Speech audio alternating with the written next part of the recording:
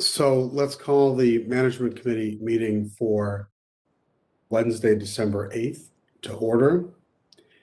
As we have said on many occasions that the Metropolitan Council determined it's not practical or prudent to conduct in-person meetings in response to the COVID-19 pandemic. So accordingly, our committee members will participate in this meeting via telephone or other electronic means, and the meeting will be conducted under the Minnesota statutes 13D.021.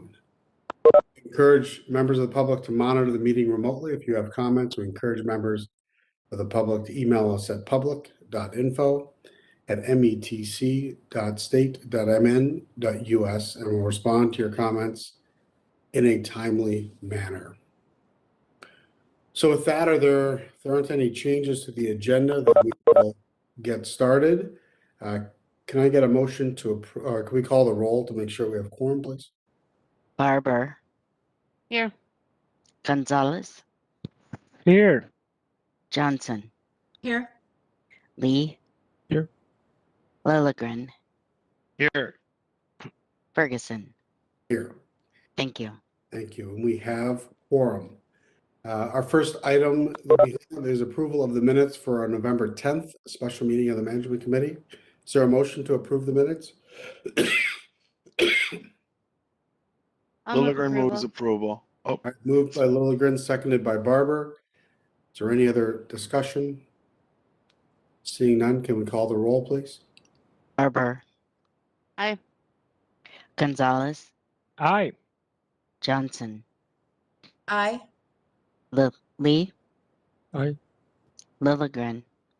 Aye. Ferguson. Aye. Thank you. The motion carries. Our first business item that we have today is business item 2021-344. Non-represented plan changes. Marcy? Good afternoon, Chair and Council members. I'm here to present item 2021-344.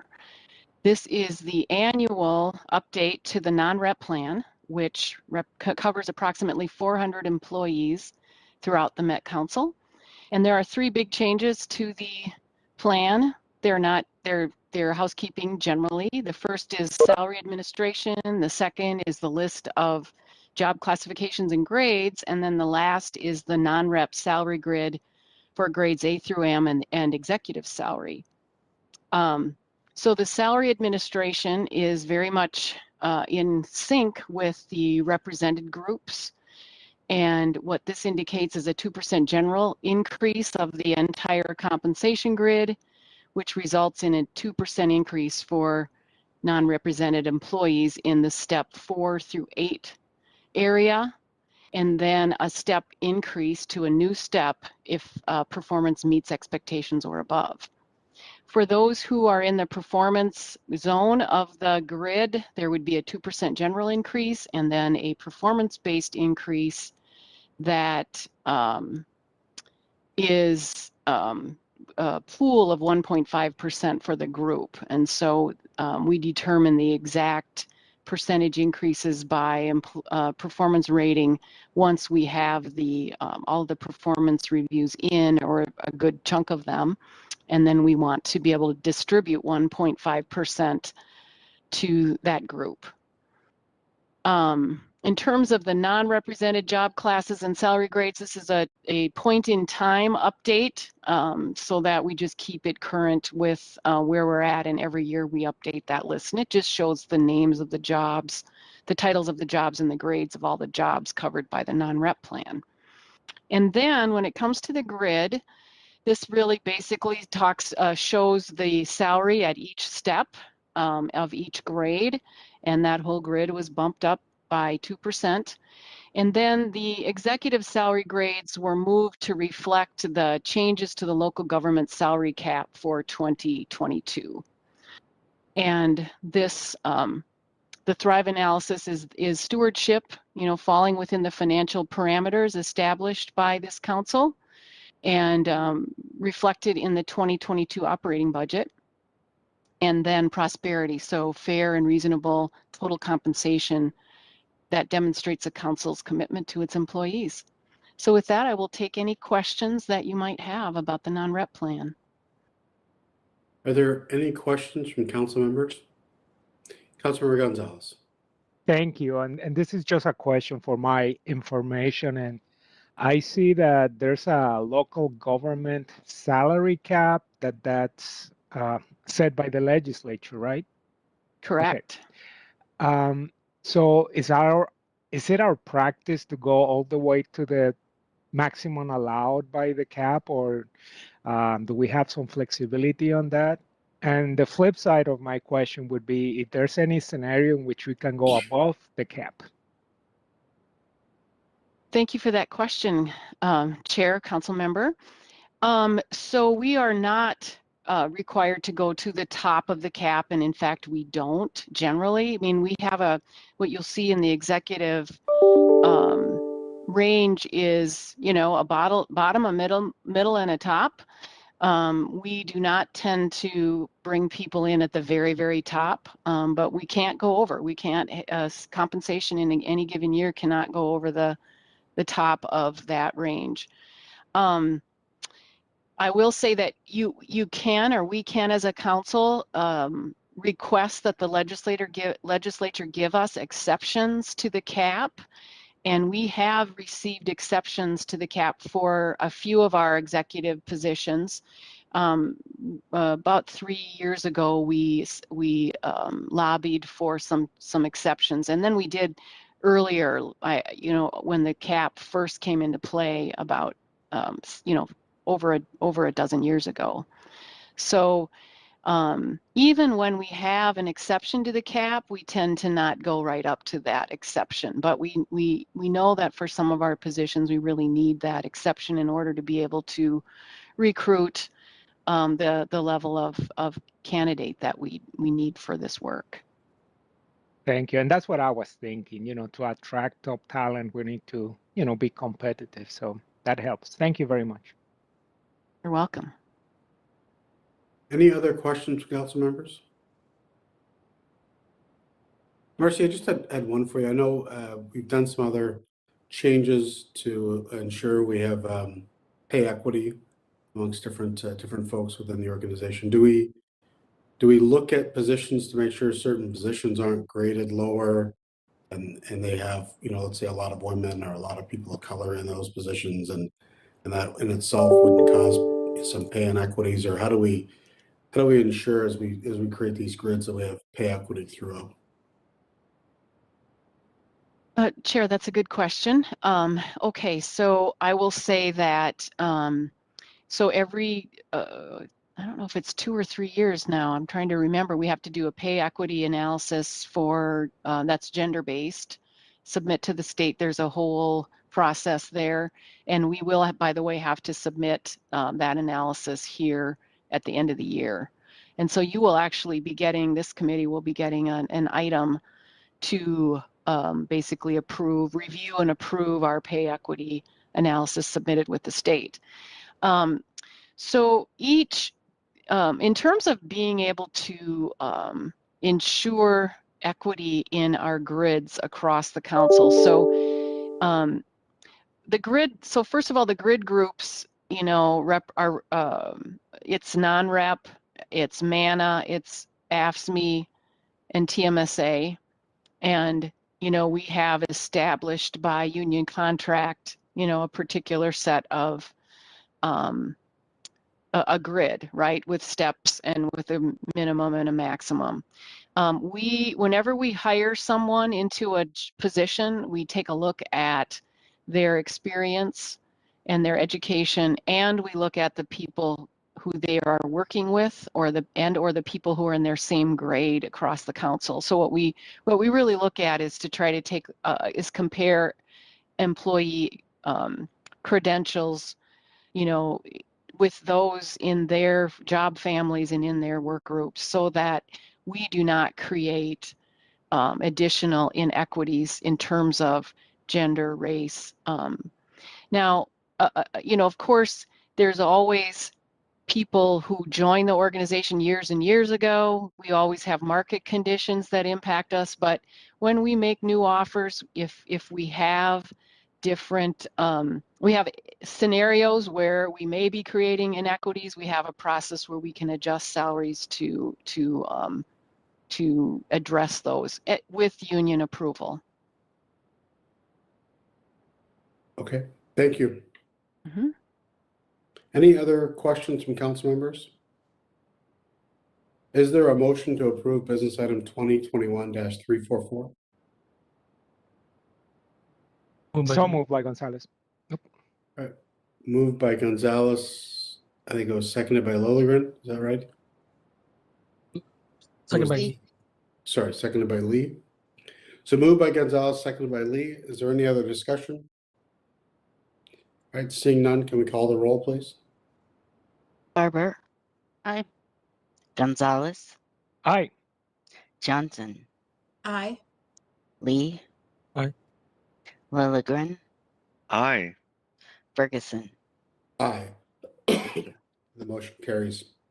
Our second business item that we have is business item 2021-326, FM 14-1 procurement policy. Jody? Good afternoon, Chair Ferguson and committee members. My name is Jody Jacoby. I'm the director of the Procurement Department, and I'm here today to present business item 2021-226, which is adopting FM 14-1 procurement policy version 11. This policy followed the council's standard internal review, including approval by the Policy and Procedure Review Team for consistency, clarity, and compliance. This internal review committee is fairly new at the council, and it includes relevant internal stakeholders, including the Office of General Counsel and Communications. And I believe it's one of the first policies that have gone through this team to the council for approval. So what's been changed is this version revises some of the changes with your help that we've made to the purchasing thresholds to align with previous council action to increase the threshold for micro purchases for from 5,000 to 10,000 for all funding types. And then if you're using an MCUB vendor and local funds, it increases the micro purchase threshold up to 25,000. And then additionally, it increases the small purchasing threshold from 100,000 to 175. And that matches the state statute. This version also includes some plain language revisions and a clarification of the procurement contracting method that's used. I'm happy to answer any questions that you have on this policy update. Thank you, Jody. Any questions from council members?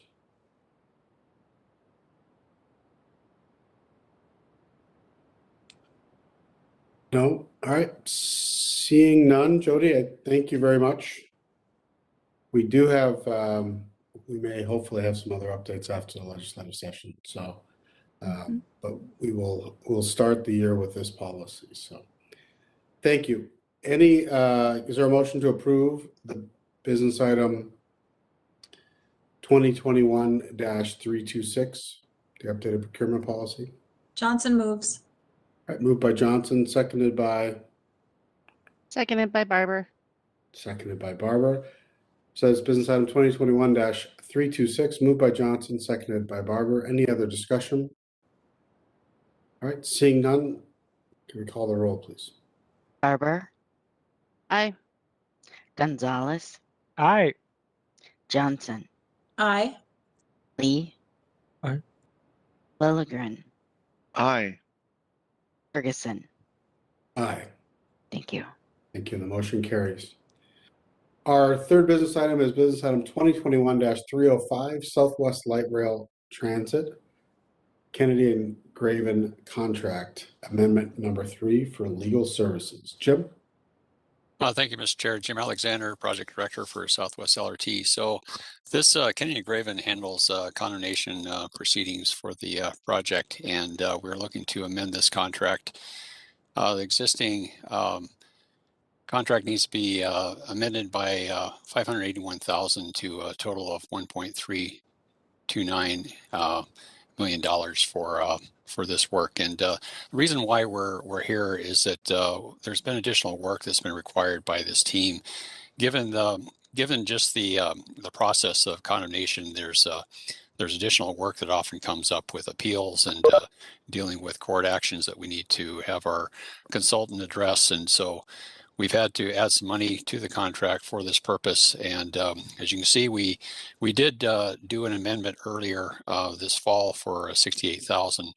That was kind of an interim to keep us going until we get this full council action going for the contract. But essentially, we've had some complex parcels where we've had to go through some appeals, and we actually had one parcel had a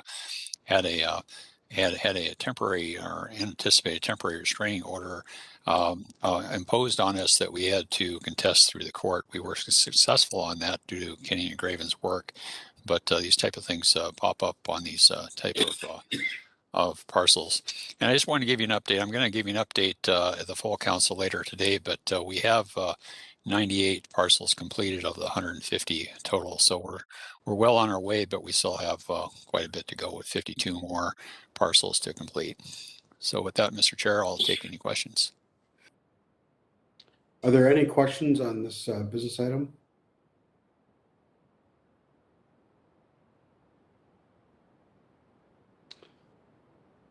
No? All right, seeing none, is there a motion to approve a business item 2021-305?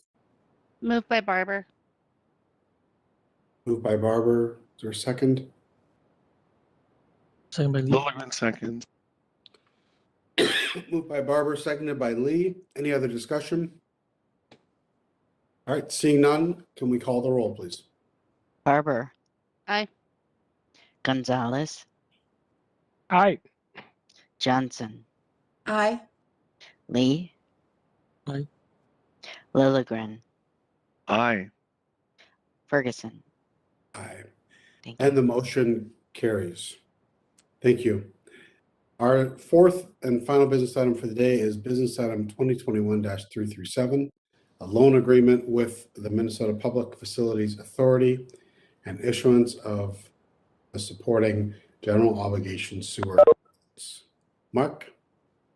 Thank you, Mr. Chair. Good afternoon, committee members. Mark Thompson, Senior Manager of Treasury, and business item 2021-377 requests council approval of a parameters resolution authorizing the regional administrator to execute a loan agreement with the Minnesota Public Facilities Authority and also issue a required supporting note.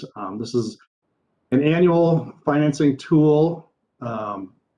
These MPFA loans are one financing method along with council bonding and pay-as-you-go used by environmental services to finance ongoing budgeted wastewater capital projects. The council has a strong relationship with the Minnesota Public Facilities Authority, and this loan is part of their Clean Water Revolving Fund program, which provides low-cost loans to political subdivisions of the state to fund capital costs of eligible sewer and wastewater treatment systems. Environmental Services submitted an application, and we've been approved for a loan of $50 million to be paid back over a 20-year term.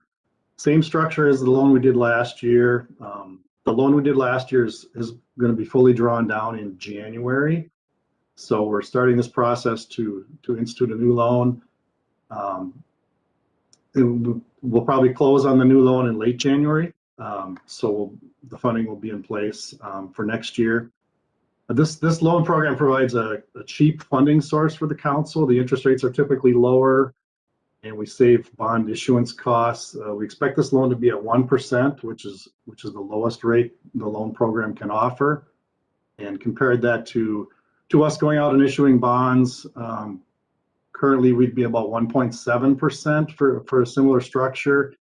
So that will save us over the term of the loan about $3.6 million compared to bond issuance. So it's a very good loan program for us. The proposed parameters resolution requires the loan be closed in 90 days. It also sets a maximum loan amount of $50 million and a maximum interest rate of 2.5%. The Thrive analysis of stewardship as this financing method provides a inexpensive financing method and saves these $3.6 million of interest costs over the term of the loan. Funding for the repayment of the loan will be wastewater system revenues.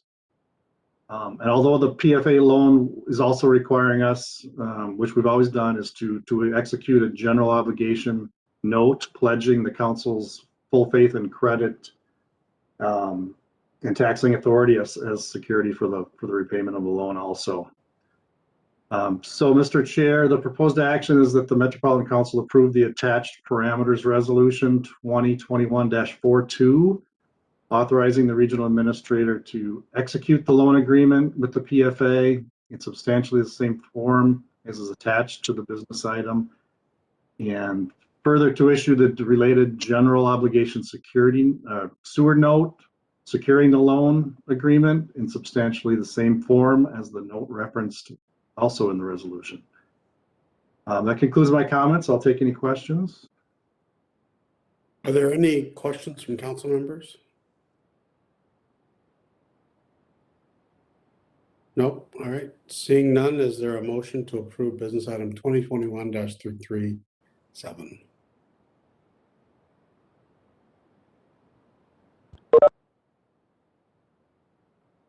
I'll move approval. Second by Johnson. Moved by Barber, seconded by Johnson. Any other discussion? All right, seeing none, can we call the roll, please? Barber, Aye. Gonzalez, Hi. Johnson, Aye. Lee. Aye. Lilligren, Aye. Ferguson. Aye. Thank you. Thank you. The motion carries.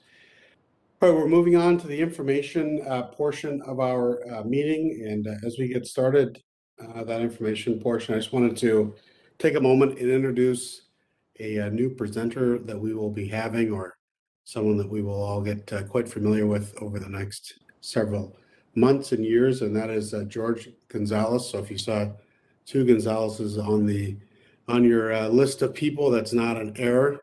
There is actually a new Gonzalez that is in the mix. And so George comes to us from Florida, where he held a senior management role in a county in Florida and did a whole broad array of different projects and works. And prior to that, worked at Coca-Cola, as well as Otis Elevator Company, and served the United States of America in our military over and during Gulf War, the first Gulf War.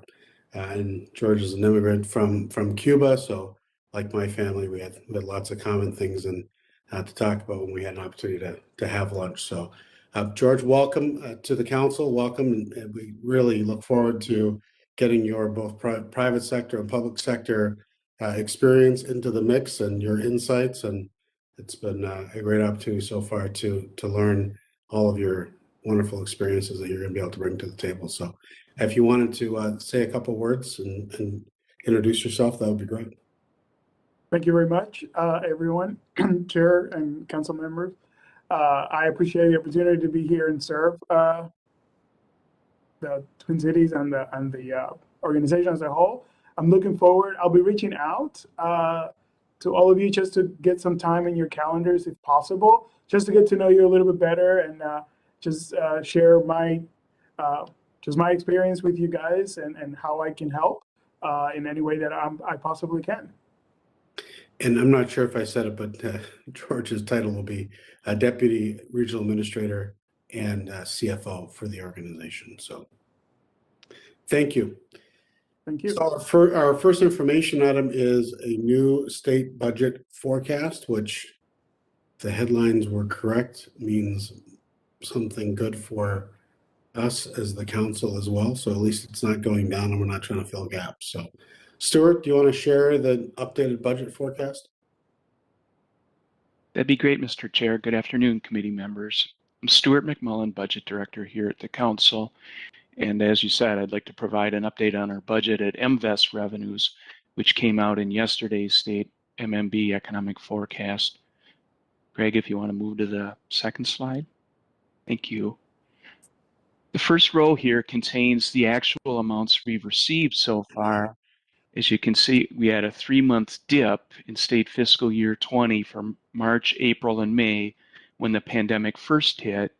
But then in June, the MVEST dollars rebounded and have been strong through state fiscal year 21.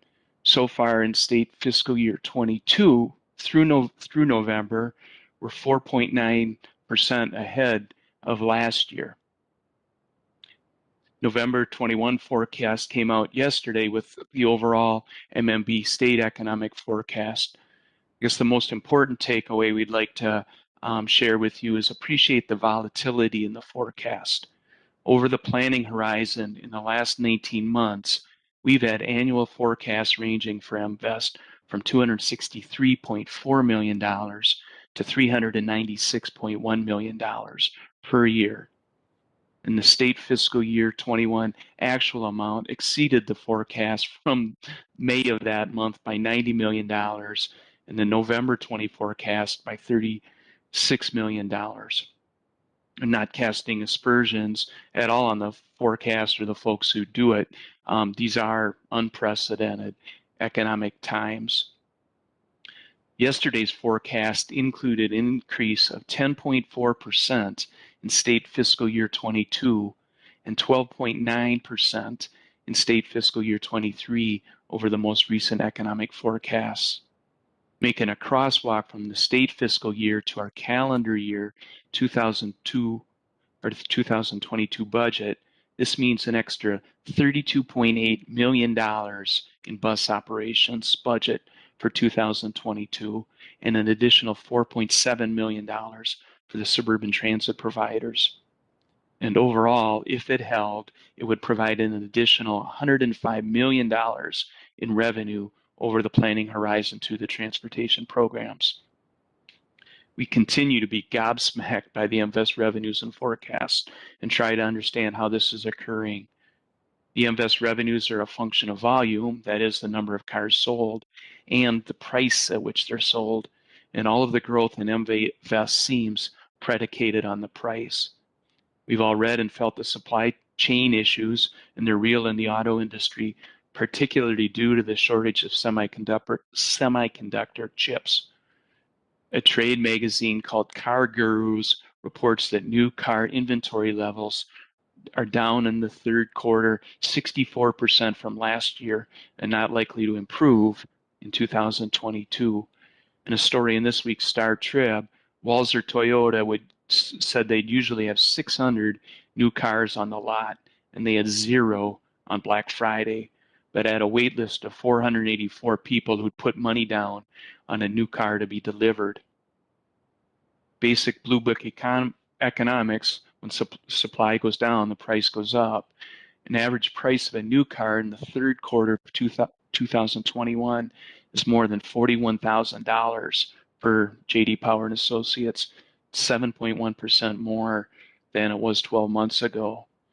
Used vehicle prices are up 27% from Q3 in 2020, and the average price of a used vehicle is $5,000 more than at the same time during the pandemic.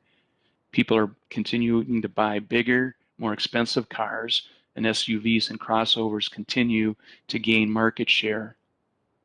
Sales for battery electric vehicles are going up too, 91.3% from last year, but only capture 2.6% of new vehicles sold in 2021. So this new MVEST forecast is baked into the final budget.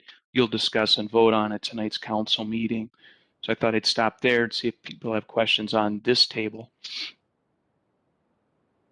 Are there any questions for Stewart? And I can't see everybody, so if people have a question, speak up, please. No. Greg, if you'd flip to the next slide. So we remain concerned about the invest forecast, the volatility and its sustainability.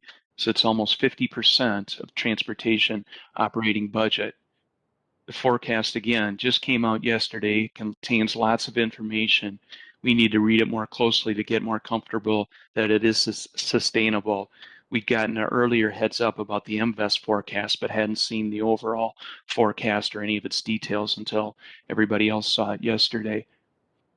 The capital and operating budgets don't contain the funds from the recent infrastructure bill, no official numbers to bank on or the guidance as to how they are going to be spent. Ed Petrie and his team continue to check the FTA website daily for more details on that.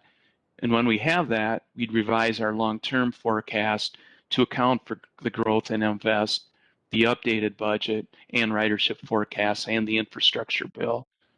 So we're thinking we'll wait for the February forecast, which is often more optimistic, if you can imagine that, than November forecast. See what that brings, and based on all those factors, discuss with this committee and the Transportation Committee whether we'd revise our budgeting practice for the invest revenues we receive. Thoughts, questions? Are there any questions?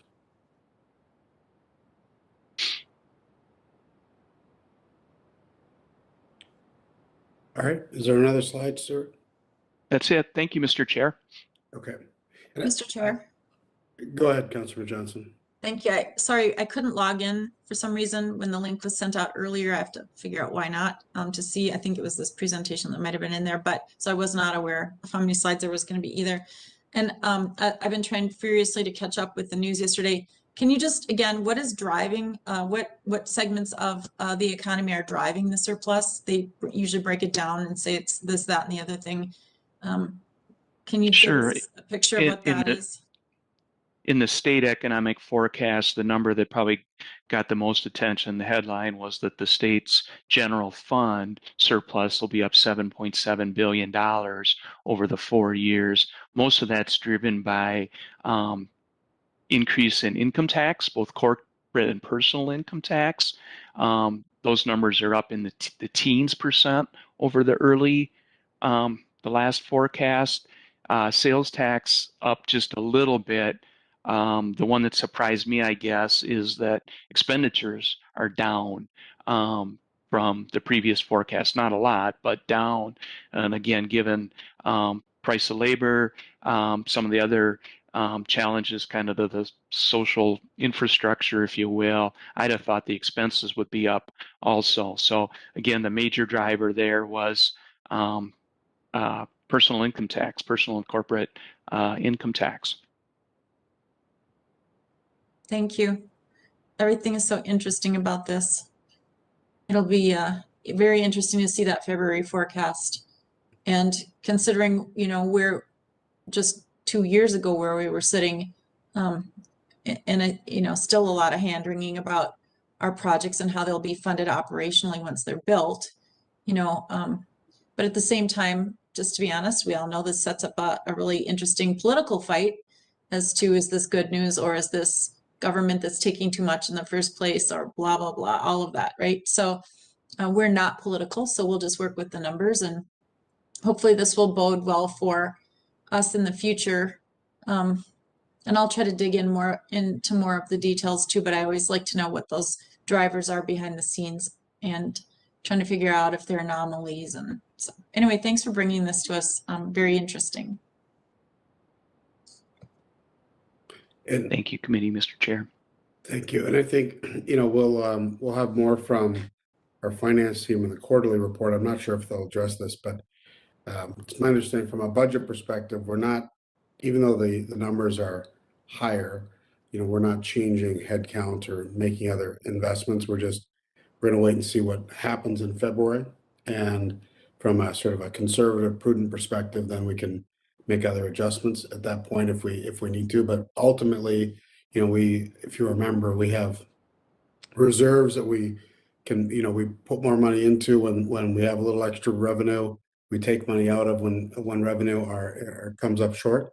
And so, we may be just in a situation where, that's where if there's some extra money, we can put it in there that would help us get through some, other periods where we may not have the funding that we need to provide all the services that we would like to provide. So, so at this point, as my understanding is, we're not making any significant, year-long changes to the budget, like adding, headcount or other major projects as a result of this new forecast. So. Mr. Chair, committee members, that's correct. We did not change the expense budget at all based on the assumed any changes to the revenue budget.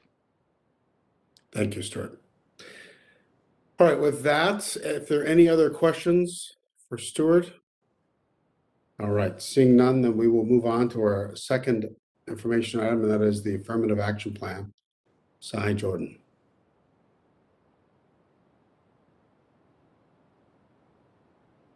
Good afternoon, Chair, committee members. Ashanti Payne, Assistant Director with the Office of Equal Opportunity, and I am presenting on behalf of Cy Jordan, who could not be here today.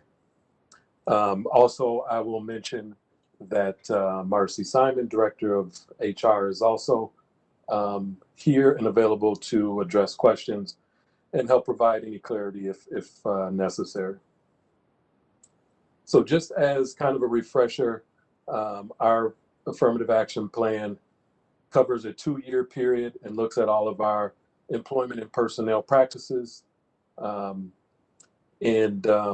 We are currently in the 2020 plan year, which goes through 2022, June 30th of 2022. And it is submitted to MMB, Minnesota Management and Budget, for review and approval. And our plan was approved, and we are now in the after stages in terms of goals tracking and reporting, quarterly reporting of our progress towards those goals. Today, in the document that was provided to council members for review, really focuses on the 3 kind of major findings that we identified in the affirmative action plan. First, that we are underutilized in terms of our employment picture, what we look like council-wide for women in almost all of our job categories. 2, for skilled craft, we are underutilized for each protected group. So women, people of color, and persons with disabilities. And then the third major kind of outcome is that retention is definitely a focus of our efforts, and you'll see it reflected in that document, because we did identify that women and people of color are leaving our agency at a rate higher than their representation. So since yes, do we have data or exit interviews as to why that's happening? So that's kind of what this plan is identifying in terms of finding out why that is happening. Exit interviews are definitely one avenue, but oftentimes exit interviews are too late to address and account and correct for any found issues. So one of the things that is on here is that you'll see is that we are engaging in an engagement survey that we put together, and that is the 1, 2, 3, 4, 5th item down in the list. And so really being led by HR with partnerships and collaboration from all divisions. We got feedback from the equity teams from each division, and then also just experts, individuals with expertise on surveys and data analysis. So really what we want to find out, we did use the Gallup survey questions. There is some research and rationale behind that, that definitely makes sense and is relevant. But we also added questions relative to equity and also respectful workplace are also included in this survey. We have also adapted some components to make sure that we capture significant input from operators, which is a difficult group at times to reach because of the nature of their work. So we do have paper forms of the survey, and there is an option to scan the code and complete it by your cell phone as well. So that is scheduled to be issued on December 10th. And then the paper copies relative to operators will be disseminated on the 13th.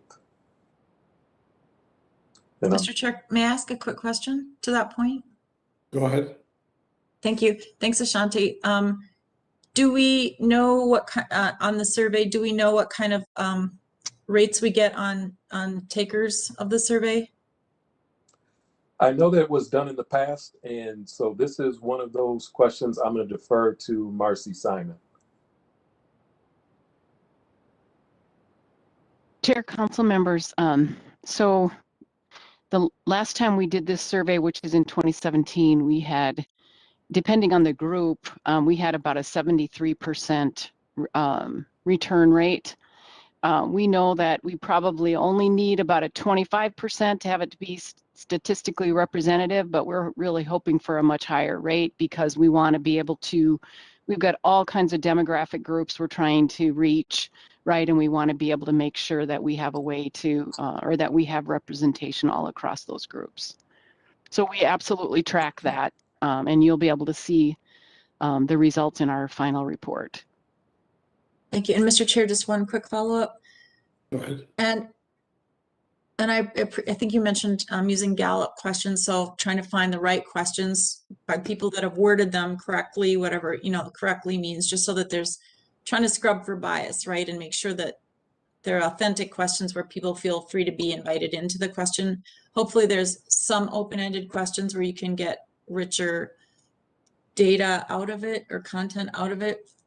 And I know I don't want to micromanage, but I just know in some of the places I've worked, one particularly, and then just others, you know, doing some targeted and strategic state interviews where people, you know, feel that during their review period, or, you know, it's not just about a report on how am I doing, where you're kind of on defense, like, God, I hope it goes well, those scary moments when you're probably going to have a review, but leaning into it and asking people, you know, you're valued and, you know, we want to keep you here. So, you know, in those moments, so supervisors know on a day-to-day basis what might be some points of interest where they could find out, you know, what people are needing or wanting out of their job.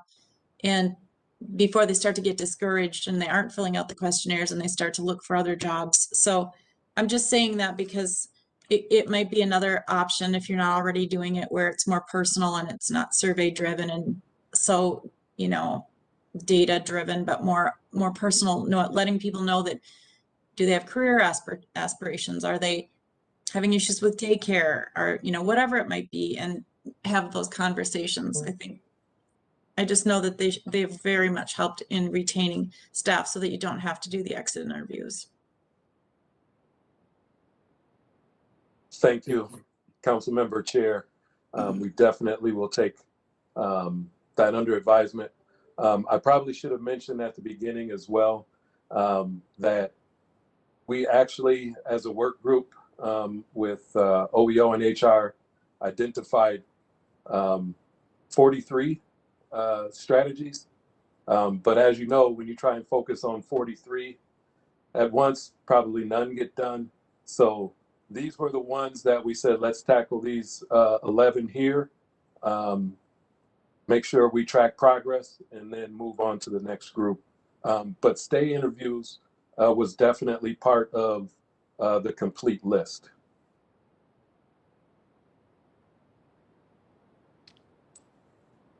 All right. Questions, Councilmember Barber? No, thank you, Mr. Chair. One thing that I'd be interested in, and I don't know that you'll be able to get to that or to this level with what you're doing, but it does follow along the retention pathway, but we're seeing a significant drive, not just by our workforce, but the workforce in general, that people want to change how they're working and looking for better work-life balance. We're seeing that, for example, I've heard anecdotal information that fewer of our operators are opting for overtime, things like that, because they went through some time during the pandemic where instead of overtime, they had more time with their families and are adjusting. And I think that would be something interesting, especially as we emerged out of this sort of post-pandemic world, hopefully, that we get a feeling for that and how it's impacting different populations differently. Because to Councilmember Johnson's point, she mentioned childcare and some of these other things, which could be fueling those decisions as well. So I think it's really important to get to that as we're talking a long-term retention strategy. Thank you, Councilmember Barber, Chair. Yes, that is not part of my presentation. And however, I will mention that I know that Transit, E&I Group is, and along with HR as well, is working on some efforts specifically towards our operators. And help me out, Marcy. Great Place to Work initiative. So I know that they are capturing, I can't speak to the level of detail specifically going on, but I know that those are some of the things that they are looking at. All right, thank you. Any other questions?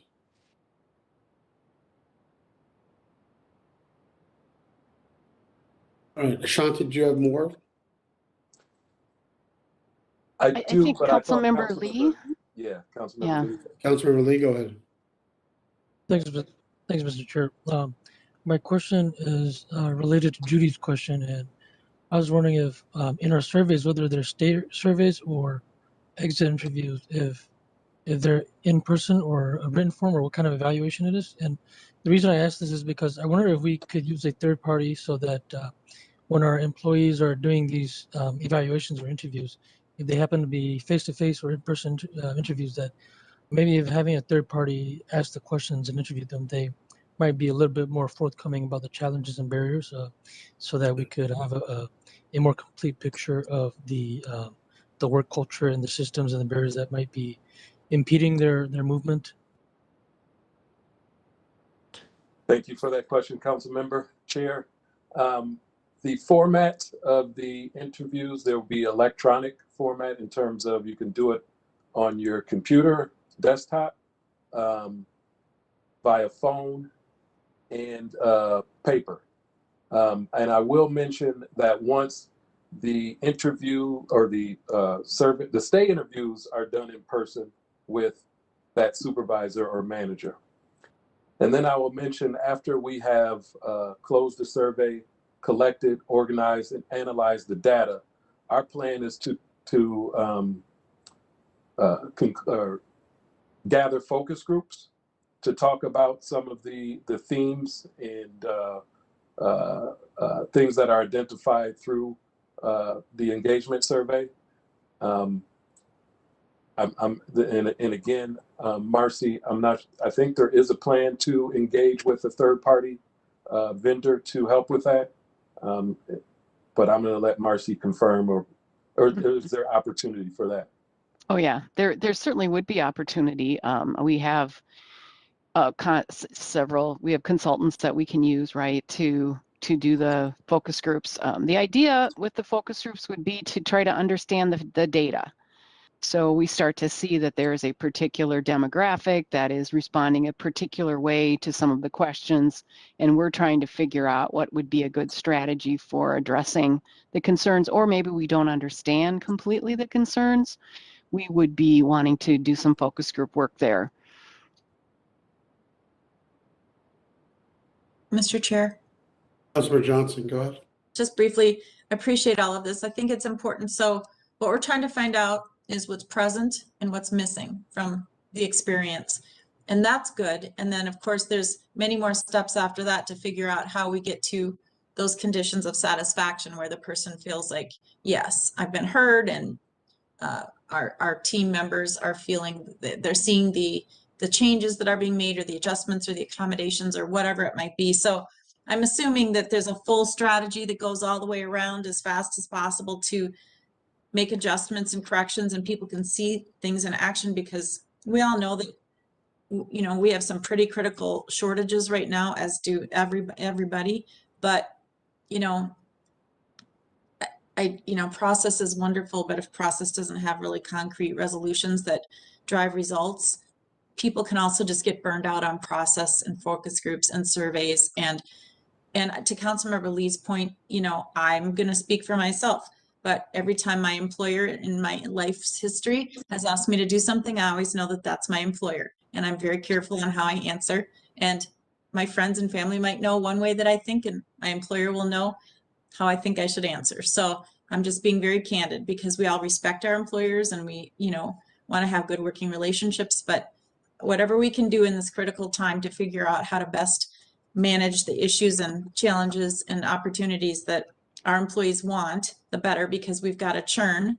I know churn is normal, but when you look at some of our numbers, it's alarming, I would think, and especially given what we're trying to accomplish in this region. So I really respect all of you in this work. It's hard work. And I think, you know, you're all doing a great job, but because of this radical change that's taking place in the workplace due to COVID, I would say equal and more radical changes need to take place in the workspace itself. Any Thank other you. Go ahead. comments? Ashanti, did you have a couple of just final quick things, because we need to move on to the quarterly financial report too? Yeah, I guess, I do want to mention this, and if there's any questions on any of these strategies, I'll just take questions. But I did want to talk about the workforce data dashboard. And the first implementation of that is public to all council employees and available on MetNet. And that is where the last time it was updated with our data was October 6th. And we are updating that data quarterly, and it tracks our progress towards our goals, shows what we look like. You can filter it by division, EEO job code. It's interactive, it's dynamic. So I just wanted to mention that, and that is one part, and there's more to come, just in terms of new hires and the NeoGov process and all of those things related to our workforce. And the last thing I'll say is the affirmative action plan and the work around this is only one component to what we are terming as our workforce equity work, which is all encompassing. And there is a lot of things going on, a lot of engagement throughout the organization to achieve our goals that are identified relative to workforce equity. And I will stop there and pause for any questions that you may have on any of these specific efforts or any other efforts related to workforce equity. Great. Thank you, Ashanti. If you have follow-up questions, you can definitely email Ashanti and Sai or Marcy. All right, with that, let's move on to the quarterly financial report and hear from each one of our divisions, and Marie Henderson, our Deputy CFO. Good afternoon, Mr. Chair and committee members. My name is Marie Henderson. I'm the Deputy CFO here at the Council, and you're exactly right. The directors from the divisions are here with me today, and we are here to present the 2021 third quarter financial report. We can go to the next slide. On this slide is a summary of our operating reserve balances, and per our policy of target fund balance, the purpose of this policy is to promote responsible fiscal management for each operating fund. A target fund balance is intended to help the operating funds and units meet their cash flow needs and to ensure adequate protection for unanticipated events. This risk with This helps with risk management for our council, and our bond council likes to see healthy reserve amounts. The targets are intended to be benchmarks and not absolutes. Each of the divisions will talk about their reserve balances and intentionally above our minimum reserve this year. And you can see again that they are all above the reserve minimum balance. So we'll go to the next slide and we'll talk a little bit about the general fund. Our general fund is our most flexible dollars here at the council. The dollars spent in the general fund fit the mission of the council and can be used for one-time projects. If you remember back in April, we looked at equity projects and used some of those funds to set aside for those equity projects, and they spanned 18 to 24 months. Because of that, you'll see a large ending balance on the general fund of 20 million. They haven't been spent fully, so I do anticipate a carry forward amendment on the 2021 equity funds. We also have to have a discussion and come back again to this committee for the 2022 equity balances that are available for spending on one-time projects. I'll also remind you that in the general fund, it is mostly funded by our taxes, the levy taxes, and that is recorded in July and December of each year. And those revenues are expected to come in budget just like last year. We do also anticipate our expenses and salary to be down in RA this year, mainly because we are down in headcount in our IS department. And this is going to be offset by anticipatory contract spending that we have heavy in fourth quarter. We do also set aside money as committed balances in the general fund of the 5 million. And the next slide just talks about the committed balances. We can flip to that next slide of the committed fund balances classification, including amounts that can be only used for specific purposes.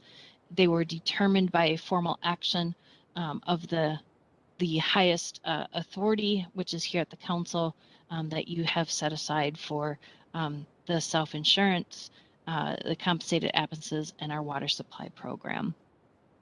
With that, we can go to the next slide, and I'll turn it over to Ned in Environmental Services. Thank you. Thank you, Marie. Thank you, council members. Again, my name is Ned Smith. I'm the Director of Pretreatment and Finance for Environmental Services. We're pretty excited about our forecast and how 2021 looks to be shaping up. For revenue, all of our municipal wastewater charges, our sewer availability charges, and our industrial waste revenue is projected to be on budget. We're slightly under budget overall, and that's just due to some slightly lower investment earnings and some other miscellaneous revenue. Expenses are expected to be $1 million under budget.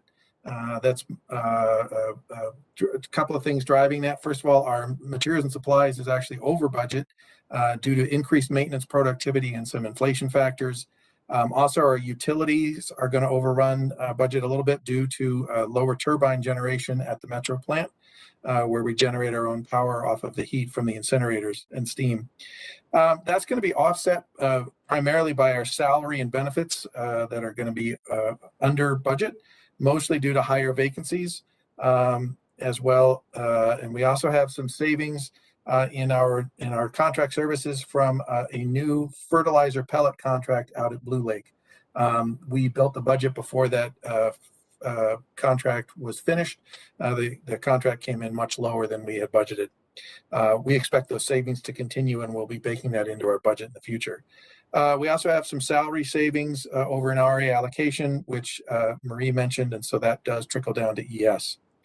All of that puts our total change in the reserve at a $1.5 million deficit, but that's compared to a $3 million budget. So we're excited that we'll be using less of the reserve in 2021, and that does put our overall reserve balance well above our target. So we're healthy with our reserve there. Next slide, please, for SAC units. We continue to have good news in our SAC units. We have projected that we're going to end 2021 with about 22,000 units. That's actually probably conservative. I think it's going to be a little higher than that. The great news about 2021 is we are continuing to see strong revenue units in our residential, but we're also seeing some recovery in the commercial sector as well. So our strong, in 2020, most of that strength was built on residential market alone. But in 2021, we're seeing strong recovery in residential is continuing to be strong, but we are seeing a recovery in the commercial market. So units look good there. Next slide, please. And that puts us then at our overall revenue, our SAC reserve at about 117 million, which is well above our policy minimum of about 55 million. That policy minimum being the 5-year average of anticipated SAC charges. So SAC looks very healthy, as does our overall reserve. And if there are no questions, I will turn it over to Heather. Any questions for Ned? All right. I have a quick question. I have a quick one. Sorry, I wasn't fast enough with clicking buttons. So the SAC, with the SAC units going into 2021, are you hearing anything of any of the supply chain issues potentially impacting, especially that commercial development, or will it not really impact us because the developments are underway? The most accurate answer I have is I haven't heard anything. I can speculate personally, but no, I have not heard that any supply chain issues are impacting our development. Okay, thank you.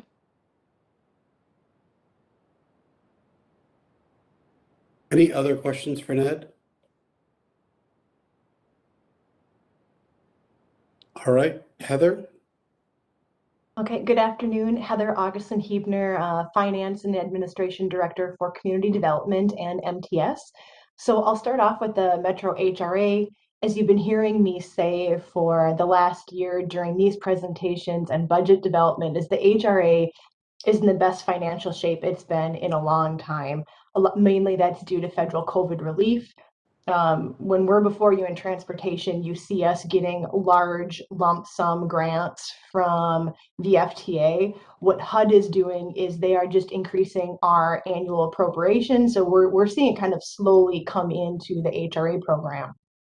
So HRA revenues are projected to be about $1 million under budget. And there's two primary things going on here, and they're related to our expense line.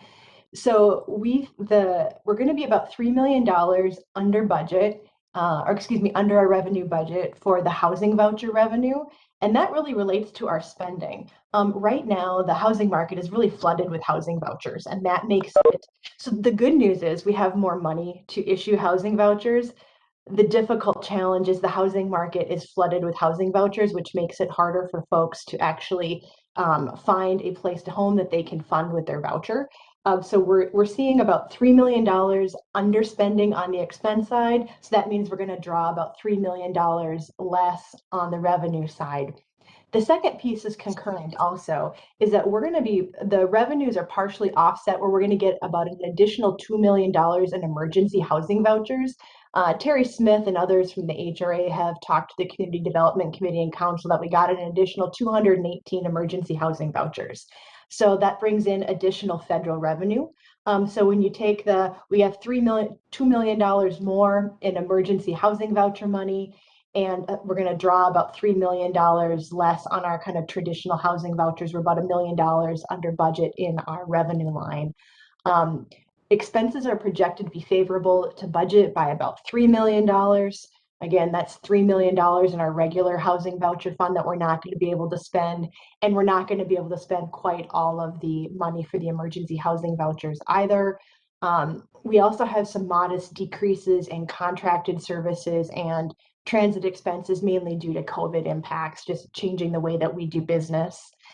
Projected reserve balance for HRA is about $15.1 million, and that's well above our council minimum reserve target. We do not have the budget from HUD yet for 2022, so we will see if we keep some of these reserves or if HUD maintains them on their books. But overall, we're in really great financial shape on the Metro HRA. I will pause there. Otherwise, I'll transition to Metro Mobility next. Mr. Chair, Councilmember Johnson. just quickly, it's just an observation that really goes back to what we're talking about in CDC and overall with affordable housing. But, you know, the fact that, you know, we're flooded with vouchers in the marketplace, meaning there aren't enough places that take the vouchers, right? So that's, and we know this. So, you know, it's crazy when we, you know, go to the federal government and say, we need more help, and then we get the help. And yet, you know, we've got an imbalance in the marketplace where we still can't place people. And we know that we've got thousands of people on the waiting list. So it's just interesting when I see how it shows up in our financials, right? And then, you know, what's really taking place in the marketplace that's causing these reserve balances to be higher than they could be if we had, you know, a marketplace that was able to accept everybody who needed a house or a home. So that's all. I'm just making an observation because, you know, wearing all the hats that I wear, I appreciate this because it helps me connect the dots when I'm trying to figure things out as a policymaker. So thank you very much. I always appreciate this information. Thank you. Have any other questions? Okay, well, let's advance maybe the slide to Metro Mobility. So Metro Mobility revenues are projected to be favorable to budget by about $500,000. And that's really because of the result of a higher passenger fares. There's a new passenger fare program, and we just happened to get it all inserted into our budget in 21. So this actually includes a little bit of funding from 2020 that's landed in our 21 budget. Our passenger fares are just about right on budget. You know, in COVID, it makes it really difficult to project what's going to be happening with ridership. And we've been surprisingly close on Metro Mobility. The ridership is really doing about what we expected it to be. We expected that by the end of the year that we're going to be, you know, close to full ridership. So through Q3, we expected the ridership was going to be 75%. And that's about where we landed at the end of Q3. And just as background, we've crept up to about 80% of base ridership on Metro Mobility. So on the expense side, we're projected to come in favorable to a budget by about $4.6 million. And that's mainly due to lower contracted services and fuel costs budgeted for the year. So our expenses are really lower on the supplemental service cost, and those are things like taxi services. Our demand and agency contracts, and that's really the bulk of our ridership, are projected to come in really, really close to budget. And as I mentioned before, ridership is really, I got to give a real nod to our program staff. Like they did just a bang up job projecting where they thought ridership was going to come to. So right now, our projected reserve balance is $21.4 million for 2021. And that's significantly above our minimum reserve balance. And just as a reminder, this was really intentional. When we do our toolbox forecast, which takes us out about 4 years, we wanted to make sure that we were balanced. So the reserve balances is really kind of a mix of when we are spending our kind of base general state general fund dollars and the federal COVID relief. And with that, I'd pause for any questions you may have. Are there any questions on MTS?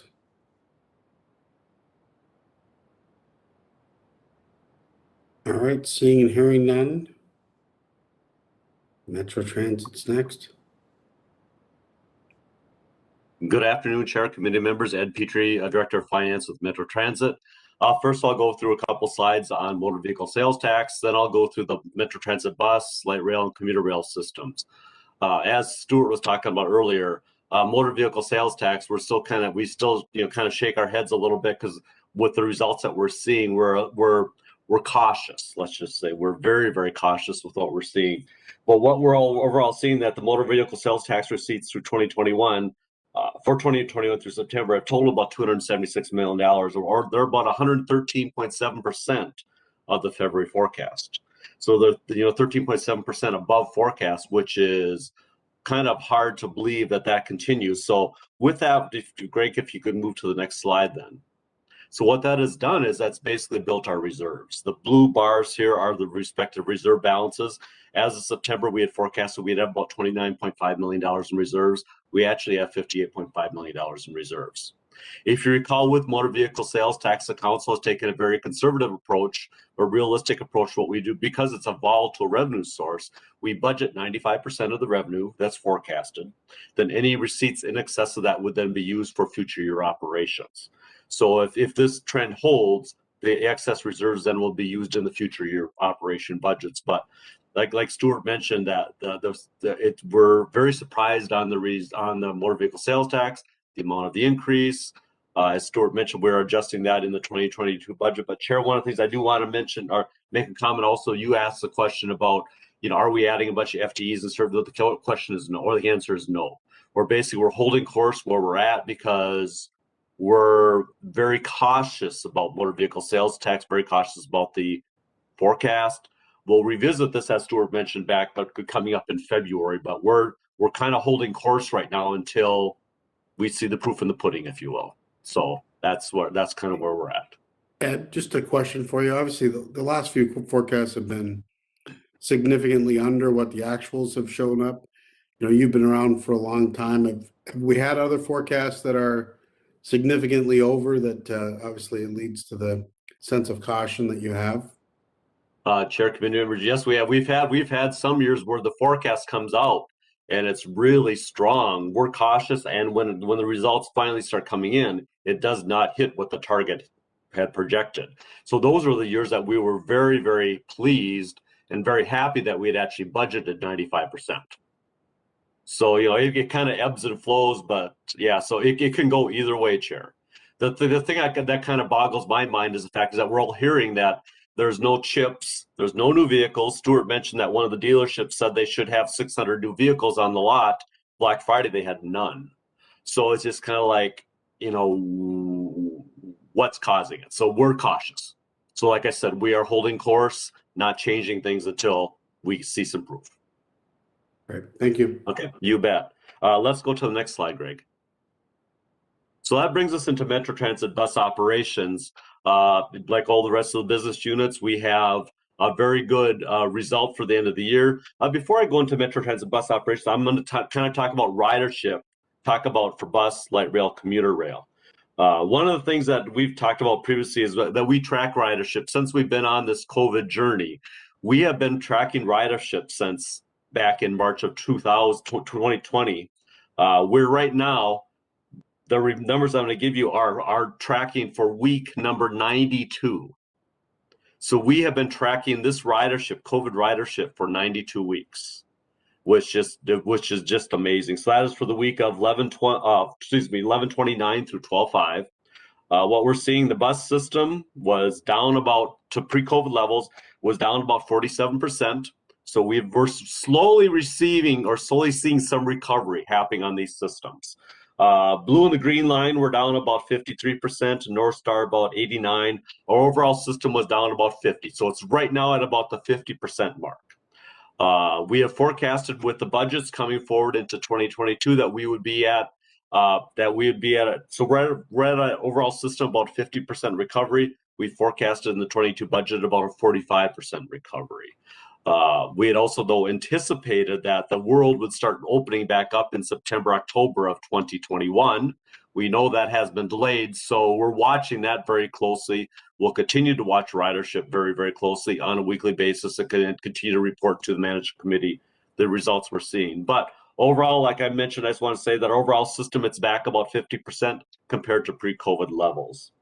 Bus operations, we're forecasted to have a very good year.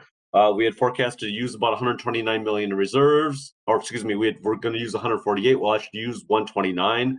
So we have a positive variance of about $19 million. That will bring us an ending reserve balance of just north of 55.8 million versus our target of $30 million. So we have very healthy reserves. The biggest piece of that is mainly due to expense savings. And a lot of the savings, I'm sure you would understand, is the fact is we've had a number of positions open, mainly in the operators and the mechanics. So as a result of having operators and mechanics, I think you're aware, we also adjusted some of our service levels out on the street with our December pick, starting December 3rd. So as a result, we've been having some savings with operators and mechanics, about $21 million there. Professional and technical services are under budget, about $2.1 million. As a result of the service adjustments, we saved about $2.5 million in fuel and just north of $1 million in parts and supplies. So as I mentioned, this will bring us to an ending reserve balance of about $55.8 million versus a target of $30 million. Next slide. So this brings us to light rail operations, and chair committee members, we couldn't have forecasted this much closer. We had budgeted to use reserves of $1,777,000. We're forecasting to use reserves of $1,741,000. So we're within $36,000 of target. So it couldn't get much closer than that. That brings us to an ending reserve balance of about $9.5 million versus our target of $7.3 million. So very healthy reserves, and we're basically right on top of budget for the year. Mainly the savings, though, so we've had savings in operating expenses, just like the bus system, savings with labors and benefits, and some savings in materials and supplies. But ending reserves should be around $9.5 million. Let's move on to commuter rail. And the final line that I'll talk about this evening is the North Star commuter rail. We had budgeted to use $177,000 of reserves. We forecast that we'll have about a surplus of about $92,000. So that one is also right on top of the budget where we anticipated. So that brings us in at a ending reserve balance of $7.8 million versus the target of $962. So we're ending the year with very good results. North Star, as you would anticipate, we've had savings again with salaries and benefits, about $1.5 million. We've also had about a $1.6 million savings with BNSF due to running less service. So that would bring us into reserves about $7.8 million. 962 was our target. So with that, Chair committee members, that's my report on the Metro Transit family of services, and I could stand for any questions. Any questions from council members? Ed, I just had one for you. On the expense side, how much of the expenses are sort of more fixed cost and how much of it is sort of truly sort of variable? As for example, as we add bus routes or more frequency on the trains, the expenses go up versus just sort of expenses that we're going to have, whether we're at, whether we cut service or expand service, et cetera.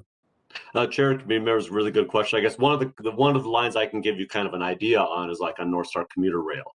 When we're running a full budget, it's around a $21-22 million budget. We've done some additional analysis over the last year to determine what is our carrying fixed costs.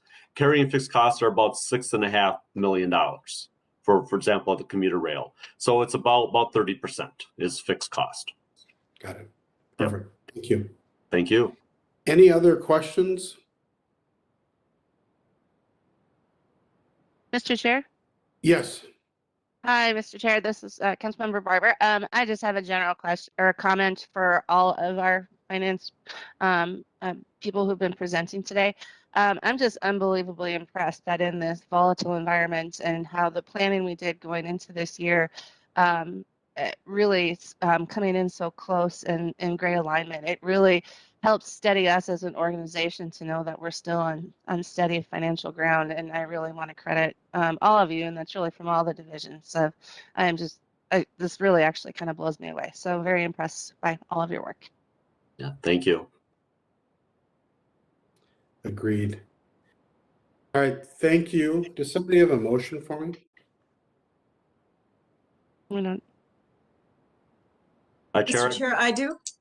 Okay, go ahead. All right, Mr. Chair, I move to close this meeting under section 13D.03 subdivision 1 of the Minnesota statutes so we can consider a labor development and negotiation related to labor strategies. Thank you. Is there a second? Second by Mulligan Barber. seconds. Seconded by Barber. So just the governing body of a public employer by majority vote in a public meeting may decide to hold a closed meeting under the provisions of section 13D-03 subdivision 1B of the Minnesota statutes. The discussions at this meeting will be closed under the law must be confined to labor negotiation strategies, developments and or discussions and reviews of labor proposals. Proceedings of the meeting will be closed under the law, will be video recorded, preserved for 2 years, and made available to the public as provided by law.